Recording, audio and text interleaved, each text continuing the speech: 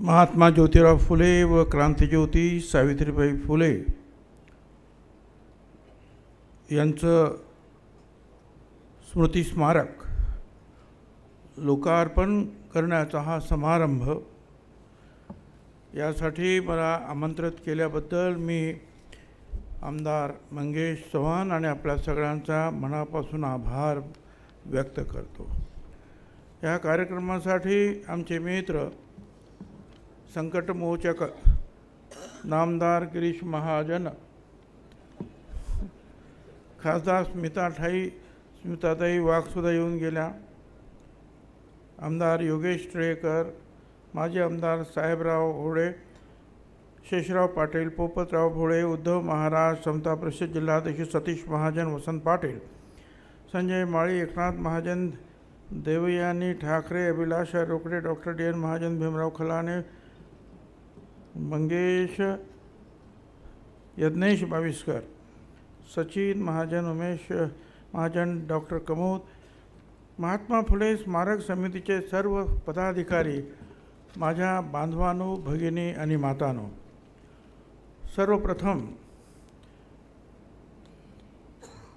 ज्यांचं स्मारक आज आणि अतिशय सुंदर स्मारक आपण उभं केलं आहे ते महात्मा ज्योतिराव फुले आणि क्रांतिज्योती सावित्रीबाई फुले यांना मी विनम्र अभिवादन करतो।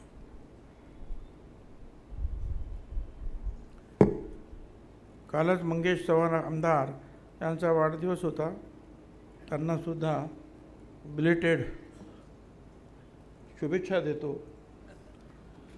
असंच चांगलं त्या शुभेच्छा याच्यासाठी आहे की असंच धडाकेबाज काम आयुष्यभर करत राहा, त्याचं तुम्हाला नक्की समाधान मिळेल।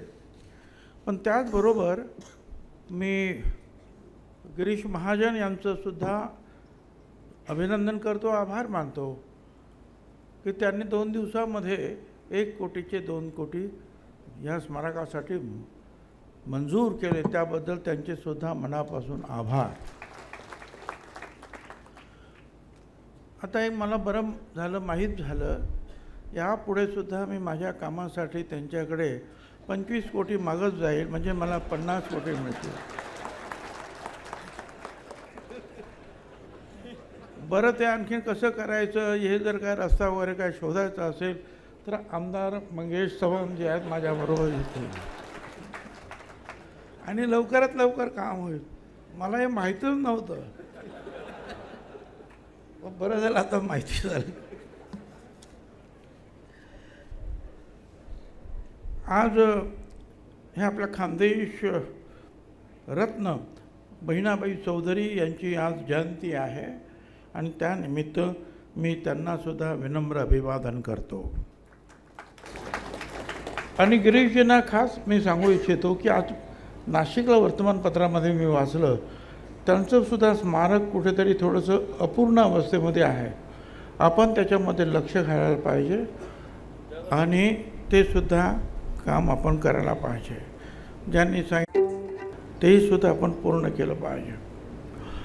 आता ह्या 40 गावच्या या पुण्यभूमीमध्ये आपण हे स्मारक खरोखरच अतिशय उत्तम आणि योग्य ठिकाणी निर्माण केलेलं आहे। त्यांचं काम त्यांनी केलं, आता पुढचं काम तुमचं आहे।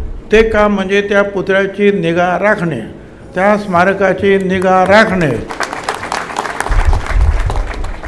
तुम्ही फक्त लोकांना काम सांगत करा, एखादी कमिटी, स्मारक कमिटी असेलच तुमची, काय 2 पैसे लागत असतील दर महिन्याला, पण तिथली साफ सफाई, कधी काही तिथे काही अस्वच्छ काही झालं असेल तर ते साफ करणं रोजच्या रोज।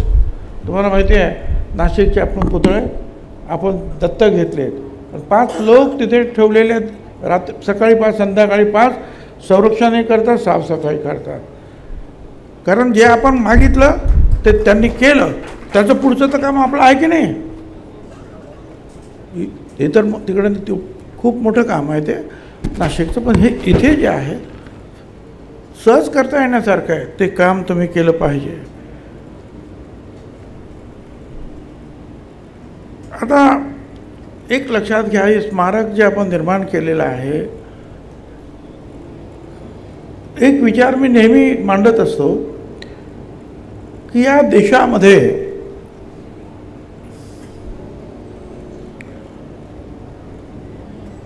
स्वराज्याची क्रांती, स्वराज्य स्वातंत्र्याची क्रांती छत्रपती शिवाजी महाराजांनी केली आणि या देशामध्ये सामाजिक क्रांती महात्मा ज्योतिराव फुले यांनी केली. छत्रपती शिवाजी महाराजांनी सुद्धा सगळ्यांना बरोबर घेऊन काम केलं. छत्रपती शिवाजी महाराजांच्या सैन्याला आपण मावळ्यांचं सैन्य म्हणतो. ते मावळे म्हणजे हे आलुतेदार बलुतेदार 18 पगड जाती जे आहेत ते सगळे, या नावं त्यांच्या सगळ्या सरदाराची. बेरड समाजाचा बहिर्जी नाईक कुठून काय माहिती आणत होता आणि त्या शत्रूच्या तंबूत जात होता आणि इकडे माहिती देत होता. आज सुद्धा आमच्या SITला आणि आमच्या इंटेलिजन्सला कळत नाही कुठं काय चाललं आहे. एवढं सगळं असून सुद्धा पण बेरड समाजाचा माणूस, वेगवेगळ्या समाजाचे माणूस, मदारी मेहतर मुसलमान, बाजी प्रभू देशपांडे ब्राह्मण,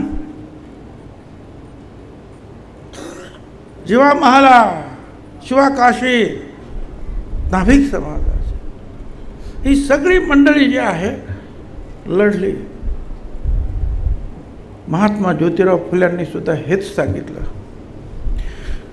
महात्मा ज्योतिराव फुल्यांनी सांगितलं, ख्रिस्त मोहम्मद मांग ब्राह्मणासी. ख्रिस्त मोहम्मद मांग ब्राह्मणासी, धरावे पोटासी बंधू बरी. ज्ञानेश्वरांनी हेच सांगितलं, व घे विश्वाचे माझे घर. आणि तुकाराम महाराजांनी तरी काय सांगितलं, विष्णुमय जग वैष्णवाचा धर्म, भेदा भेद भ्रम अमंगळ. अरे सगळ्यांनाच बरोबर घेऊन जायचा, सगळ्यांसाठी आपण काम करायचं. महात्मा ज्योतिराव फुल्यांनी जे काही काम केलं, खिशातले पैसे खर्च करून काम केलं राव त्यांनी. अनेक उद्योग त्यांनी केले. खडकवासला धरण असेल, कात्रजचा घाट असेल, कात्रजचा तो बोगदा असेल, असे अनेक कॉन्ट्रॅक्ट त्यांच्याकडे होते. आपल्या मुंबईचं बोरी बंदर किंवा आताचं जे आहे Veer Shivaji railway terminus, Times of India महानगरपालिकेची ती इमारत ती महात्मा फुले यांच्या शिष्यांनी बांधली. अजूनही कशी आहे ते. त्यावेळेला अख्ख्या जगातलं जे सोन्याचे छाप होते त्याची एजन्सी फक्त महात्मा फुल्यांकडे होती. महात्मा फुल्यांनी जेव्हा धरणं बांधून पाणी यायला सुरुवात झाली त्यावेळेला आपले सगळे लोक म्हणत होते, हे पाणी शिळं आहे, यातून कसं काय आपण शेती करणार. नकार दिला त्यांनी शेती करायला. समोरून पाणी वाहत होतं. महात्मा ज्योतिराव फुल्यांनी तिथे जमीन घेतली आणि स्वतः शेती करून सांगितलं, अरे मी तर वर्षातून 3-3, 4-4 पिकं काढतो आणि मला पैसे मिळतात, तुम्ही काय करता. आणि आता आपण पाहतो पाण्यासाठी किती लढाई आहे. पण एकाच नाही अनेक विषयामध्ये त्यांनी लक्ष घातलं. शेतकऱ्याच्या बाबतीमध्ये त्यांनी शेतकऱ्याचा आसूड लिहिला. आज सुद्धा या आत्महत्या होतात, का होतात, आपण ते वाचलं पाहिजे. आणि मग लक्षात येईल आपल्याला की अजूनही सुधारणेला खूप वाव आहे. आपण आपल्यापेक्षा इतरांना जेव्हा कनिष्ठ नेमतो, गुलाम समजतो, त्यांची गुलामगिरी वाचा. इंग्रजीमध्ये भाषांतर झालेलं स्लेवरी, ज्या वेळेला अमेरिकेचे अध्यक्ष बराक ओबामा तिथे आले होते, मी त्यांना ते भेट दिली, ते पुस्तक स्लेवरी. कारण त्याचं ते पुस्तक होतं ते जे आपण अर्पण करतो ते त्यावेळेला 150-200 वर्षापूर्वी महात्मा ज्योतिराव फुल्यांनी जी अमेरिकेमध्ये काळे गोरांची जी लढाई सुरू होती, निग्रोच्या विरुद्ध निग्रोंचं आंदोलन सुरू होतं, त्यांना ते पुस्तक त्यांनी अर्पण केलं होतं. आशिया खंडातला हा एकमेव पुरुष. त्यावेळेला टेलिफोन होते नव्हतेच त्यावेळेला सुद्धा.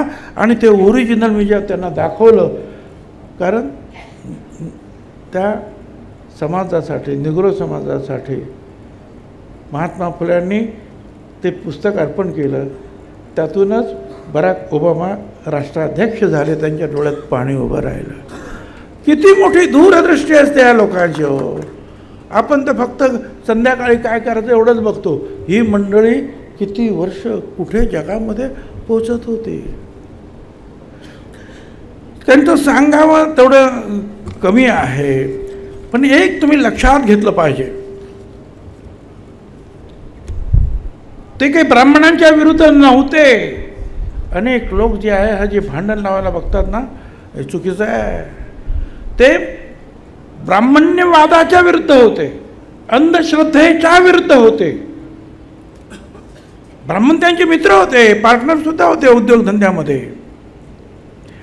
त्या शैक्षणिक चळवळीमध्ये सुद्धा जो भिडेवाडा तिथे आता शाळा निर्माण होते आहे, भूमिपूजन आपले मोदी साहेबांनी केलं, तो भिडेवाडा म्हणजे ब्राह्मण. तात्यासाहेब भिड्यांनी ती जागा दिली. अण्णासाहेब चिपळूणकर, सदाशिवराव गोवंडे, मोरो विठ्ठल वाळवेकर, भवाळकर, परांजपे, ही सगळी मंडळी त्यांच्याबरोबर काम करत होती. आणि मुलींना शिक्षण देण्यासाठी जे आता आपण तुम्ही म्हणालात, त्यावेळा शेणाचे गोळे मारले गेले, सावित्रीबाईवर दगड मारले गेले. ती सगळी कथा आपल्याला माहिती आहे. एक पातळ घेऊन जायचं, एक निसून जायचं, एक घेऊन जायचं पिशवीमध्ये आणि शाळेत जाऊन बदलायचं. परत आल्यानंतर तीच परिस्थिती. पण त्यांच्याबरोबर उभी राहिली आणि ते काम जिने सावित्रीबाईला सपोर्ट केला त्या होत्या फातिमा शेख, मुस्लिम समाजाची महिला होती. गणू शिवाजी मांग, धुराजी अप्पाजी चांभा यांनी, या शिक्षकांनी सुद्धा त्यांना सहकार्य केलं. आणि या मुलींची शाळा याच्यावर जेव्हा हल्ला करण्याचा प्रयत्न झाला, महात्मा फुल्यांच्या शाळेत बंद पडण्याचा प्रयत्न झाला, त्यावेळेला लहुजी वस्ताद साळवे ते आपल्या व्यायामशाळेतले बलदंड पोरं घेऊन उभे राहिले. राणाबा महार त्यांच्या पाठीमागे उभे राहिले आणि सांगितलं, कोण येतं ही शाळा बंद पडायला ते बघतो आम्ही, या एकेकाला. म्हणजे हे काम सगळ्यांचं आहे. जसं छत्रपतींना ह्या 12 बलुतेदार आणि सगळ्यांनी मदत केली, तसं महात्मा फुल्यांना सुद्धा सगळ्यांनी मदत केली. काही कर्मठ लोकांनी विरोध केला, तसं आमच्या लोकांनी सुद्धा विरोध केलाच ना. जे तुम्ही सांगता ना तुमच्याकडे महात्मा फुल्यांचा आता पुतळा आहे तुमच्या महानगरपालिकेमध्ये, तो ठराव केल्यानंतर 36 वर्ष लागली तो पुतळा उभा करायला या पुण्याच्या महानगरपालिकेत. 36 वर्ष. विरोध कोणी केला? आपल्या लोकांनी पहिल्यांदा केला. कोणी कान भरले असतील, पण विरोध आपल्या लोकांनी केला. काय करणार आपण? केवळ हे वाईट ते वाईट म्हणून चालणार नाही. आपण आपल्या मनात विचार केला पाहिजे, आपण काय करतो. आपण नेहमी खालच्याला का बरं आपण नावं ठेवतो? त्यांना बरोबर घेऊन जायला पाहिजे ना. आपण सगळ्यांना बरोबर घेऊन जायला पाहिजे. आपण सगळ्यांनी तेच सांगितलं ना. कुठला समाज सांगतोय, कुठला धर्म सांगतोय की दुसऱ्या समाजाचा, दुसऱ्या लोकांचा जो आहे त्याच्यावर टीका करा, त्याच्यावर हल्ले करा. सगळ्या धर्मांची सुद्धा हीच म्हणणं आहे, सगळ्यांवर प्रेम करा. आणि तेच महात्मा ज्योतिराव फुल्यांनी सांगितलं. हे जेव्हा तुम्ही स्मारक पाहाल त्यावेळेला तुमच्या लक्षात आलं पाहिजे की हे आपल्याला करायचं आहे.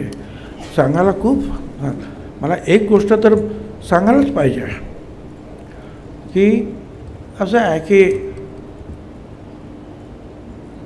हे देवेंद्र फडणवीस आमचे मुख्यमंत्री म्हणून त्यांची भलामण करायचं काही कारण नाही मला. कोणी चांगलं काम केलं तर चांगलं काम केलं, आता वाईट काम केलं तर ते सांगायला गेलं कोणाला तर बरं नाही वाटत. मग चांगलं काम केलं ते सांगायला काय हरकत नाही. हे ओबीसीचं आरक्षण जे आहे, आता आपण ऐकलं की जे सुप्रीम कोर्टामध्ये पुन्हा पुन्हा उभं राहिलं. समीर भुजबळ, महेश झगडे आणि सगळी मंडळी तिकडे गेली. त्याच वेळेला मी फडणवीसांना भेटलो. त्यांनी सांगितलं हे काय आमचा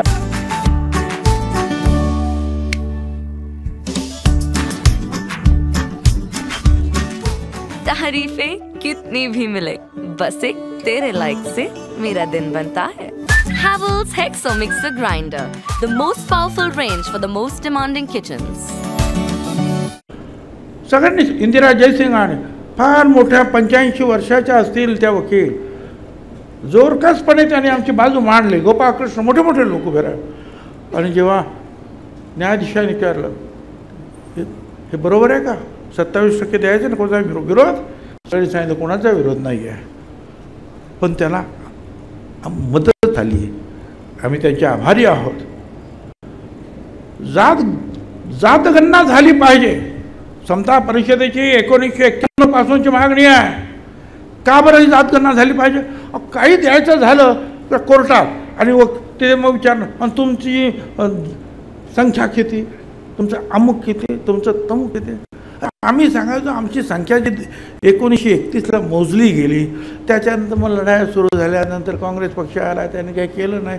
एक ते तरी म्हणा, त्यांनी सांगितलं होतं 54%, ते तरी ओके म्हणा, किंवा जात करा किंवा शिक्का मारून टाका. परत काय चाललंय आम्हाला? त्या जात गणनेसाठी तुम्ही महाजनजी ऐका, 2011ला जनगणना होणार होती. 2010ला मी सुप्रीम कोर्टात गेलो, समता परिषद, आणि सांगितलं यांना सांगा की जनगणनेमध्ये आमची जातगणना करा. सुप्रीम कोर्टाने नोटीस दिली गव्हर्नमेंटला, भारत सरकारला. मी समीर भाऊ खासदार होते, त्यांना सांगितलं काय ते आपण करायचं तर करू आपण, पण तू खासदार आहेस ना, लेखो उभा राहा तिथं, आवाज दे. आणि समीर भाऊ उभे राहिले, मांडला, आणि ताबडतोब स्वर्गीय गोपीनाथराव मुंडे त्याच्या मदतीला आले. हात धरला आणि आता आपण सगळीकडे जाऊ. ते सगळीकडे गेले, घेऊन ते शरद यादवकडे गेले, ते लालू प्रसादकडे, मायावतीकडे, काँग्रेसच्या लोकांकडे, मुलायमसिंग सगळीकडे गेले. 100 खासदार उभे राहिले आणि सांगितलं हे करा. आणि मग काँग्रेसचे जे आहेत प्रणब मुखर्जी आले आणि त्यांनी सांगितलं हो आम्ही जातगणना करतो. पण तिथे नेमकं आम्ही फसलो राव. केस मागे घेतली आणि नंतर आम्हाला कळलं केस मागे घेतली, जातगणना करतो म्हटले, पण ही जनगणना जी आहे ती कमिशन आहे त्यांचं, सेन्सस कमिशन. तिथे जेव्हा जातगणना होते दरवर्षी किंवा ती सेन्सस कमिशनरतर्फे तुम्ही चुकीची माहिती दिली तर तुम्हाला तुरुंगाची सजा आहे, दंड आहे. यांनी काय केलं? त्याच्यात नाही केलं. यांनी काय केलं? सगळ्या राज्यांना सांगितलं तुम्ही परस्पर करा. गावातली असेल तर ग्रामविकास खाते आणि शहरातली असेल तर शहर नगर विकास. काहीच हातात लागलं नाही आमच्या. आणि म्हणून ज्या दिवशी जे आहे एवढ्या प्रयत्नानंतर मोदी साहेबांनी जाहीर केलं की या वेळेला मी जातगणना करणार, त्यावेळेला छाती भरून आले. बरी जातगणना पाहिजे कशाला याचा सुद्धा तुम्ही जरा अभ्यास करा. फक्त निवडणुकीसाठी नाही. अगोदर सुमित्रा महाजन भाजपच्या खासदार अध्यक्ष होण्यापूर्वी 16 खासदारांची कमिटी झाली आणि त्यांना सांगितलं की तुम्ही ओबीसीचा अभ्यास केला. त्यांनी अभ्यास केला आणि सांगितलं की या ओबीसीचं फार अडचणीत आहेत. गावागावातून महिला, आरोग्य, शिक्षण या सगळे खूप प्रॉब्लेम्स आहेत. जसं दलित समाजाला आणि आदिवासी समाजाला भारत सरकार, राज्य सरकार मदत करतं, आपल्याला करायला पाहिजे. पण आमच्याकडे डाटा नाही. तो डाटा सेन्सस कमिशनरने गोळा करावा. दुसरी कमिटी झाली मनमोहन सिंग, शरद पवार साहेब, चिदंबरम ते मेंबर, त्यांची पण तीच मागणी की आम्ही केला अभ्यास पण हे करा. राव हे कशासाठी आम्हाला पाहिजे? तर हा 54% समाजासाठी जसं दलित आणि आदिवासींना भारत सरकार आणि राज्य सरकारकडून आपल्याला कल्पना आहे, आदिवासी समाजाला सुद्धा बजेटच्या 9% जे आहे बजेट फक्त आदिवासी समाजासाठी आपण देतो आहोत. महाराष्ट्रात सुद्धा उद्या हे जर झालं तर ह्याच गोरगरीब ओबीसी समाज, एक छगन भुजबळ आणि एक मुंडे म्हणजे काही फार मोठा श्रीमंत नाही झाला हा समाज. आरक्षण मलाही नको आहे, माझ्या मुलांना पण नको आहे. अरे पण असे करोडो लोक जे आहेत आज गावागावातून पडलेले आहेत, ज्यांना याची आवश्यकता आहे, त्यांच्यासाठी तुम्हाला आम्हाला लढायचं राहावं. आणि म्हणून जे आहे ते जातगणना आपल्याला पाहिजे. महाज्योती निर्माण केली, त्याच्यासाठी सुद्धा आपले अतुल सावे साहेब ते लढतात, आम्ही त्यांना सहकार्य करतो. काम पुढे चाललेलं आहे. स्वतंत्र मंत्रालय निर्माण झालेलं आहे. भिडेवाडा राष्ट्रीय स्मारक मगाशी सांगितलं मार्गी लागलेला आहे, पैसे दिलेले आहेत. फुलेवाडा आणि सावित्रीबाई फुलेंचं 300 मीटरवर जे आहे एक दुसरं महानगरपालिकेचं स्मृती ह्या हॉल वगैरे सगळं काय आहे 300 मीटर. आम्ही सांगितलं हे सगळं जे आहे एकत्रित करा आणि त्या महात्मा फुले वाड्यांच्या जवळ 2 बसेससुद्धा उभ्या राहू शकत नाही, जागाच नाही आहे. आज ते काम सुरू आहे आणि 200 कोटी रुपये याच सरकारने मंजूर केलेले आहे. हे काम करा. मगाशी सांगितलं सावता महाराज आरणला सुद्धा अवर्ग दिला, पण त्यावेळेला आज 100 कोटी रुपये पाठवले सुद्धा फडणवीस साहेबांनी. हे काम सुरू होतं. तर हे सगळं जे आहे खरं म्हणजे 140 कोटीचा तो आराखडा त्यांनी तयार केलेला आहे, भक्त निवास वगैरे सगळं हे सगळं होतं आहे. आणि आज आपल्याला माहिती आहे की 3 जानेवारी काय तुम्हाला तरी कल्पना 3 जानेवारीला काय आहे? 3 जानेवारी सावित्रीबाई फुल्यांचा जन्मदिवस आहे. आणि हा जन्मदिवस जो आहे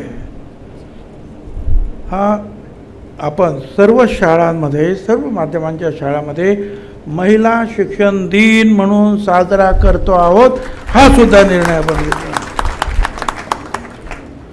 सावित्रीबाई फुल्यांचं जन्मगाव नायगाव, ते आपण राष्ट्रीय स्मारक पर्यटन निवास केंद्र तिथं निर्माण केलं आहे.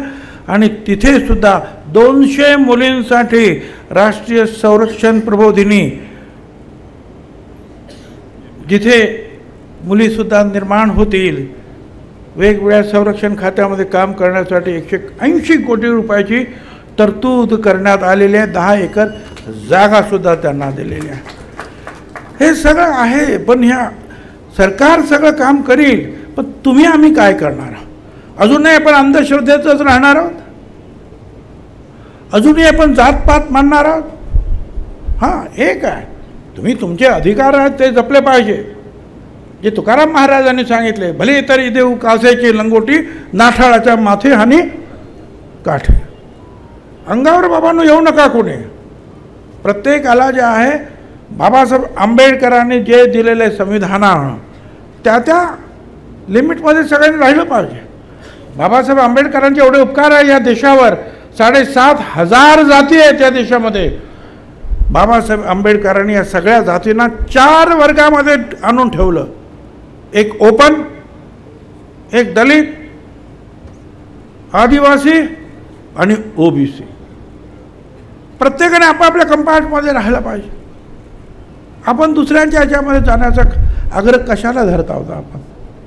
काही लोक जे आहेत धरत आहेत आग्रह, आम्हाला याच्यात यायचं ह्याच्यात. अरे वेगळं आरक्षण घ्या तुमचं. ते पण दिलं फडणवीस आणि सरकारनं, ते पण दिलं. पण तरी म्हणतात नाही ओबीसीतच बसायचं. काय करायचं? अरे 374 जाती आहे तिथं आणि 27% आरक्षण. ते भटके, विमुक्त, ते पालामध्ये राहणारे आमकं तामकं किती गरीब आहेत रे. एक सुद्धा इयत्ता शिकू शकत नाही अजून अशी माणसं आहे. त्यांच्यासाठी काम करायचं आहे, त्यांच्यात येऊन बसायचं. काय पण आमचं काय म्हणणं नाही.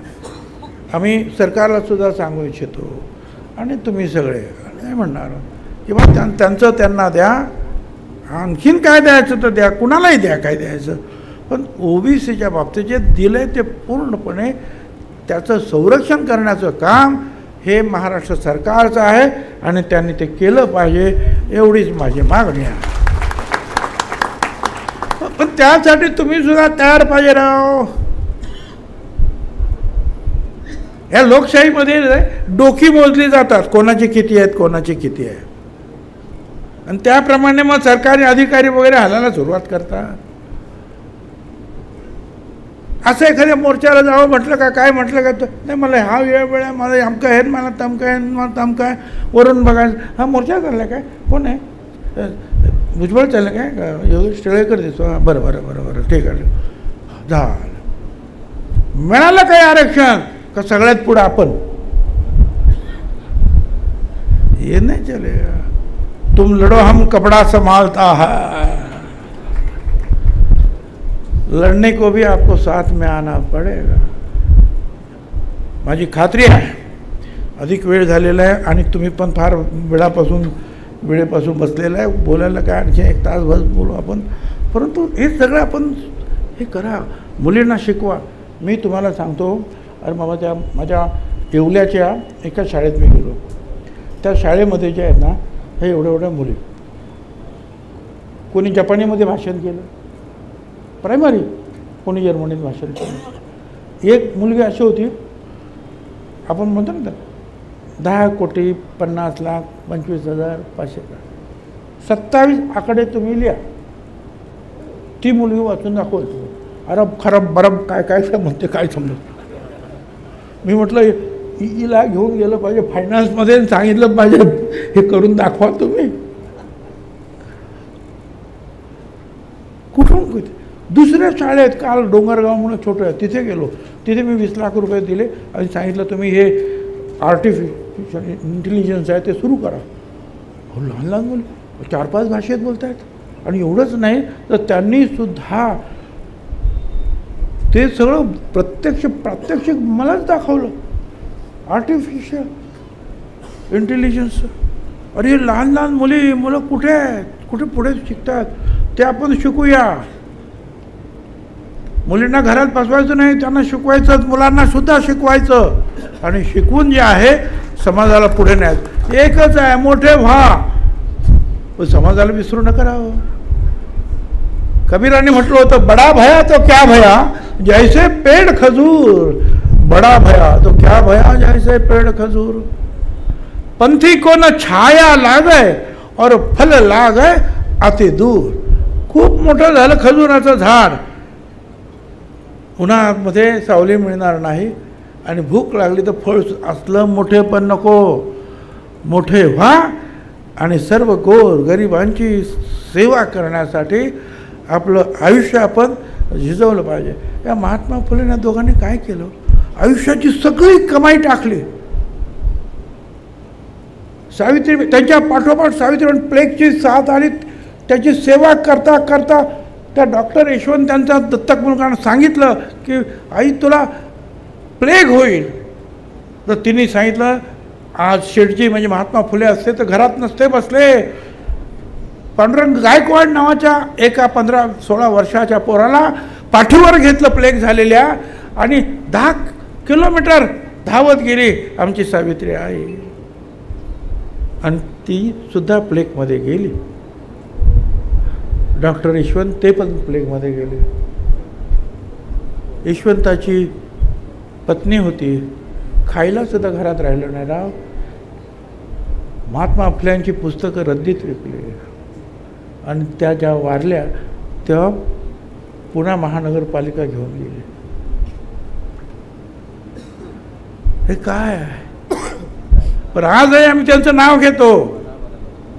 संपत्ती तर किती पण असेल, आगा हो अपनी मौत का कोई बसर नहीं, आगा हो अपनी मौत का कोई बसर नहीं, सामान 100 साल का पल की खबर नहीं.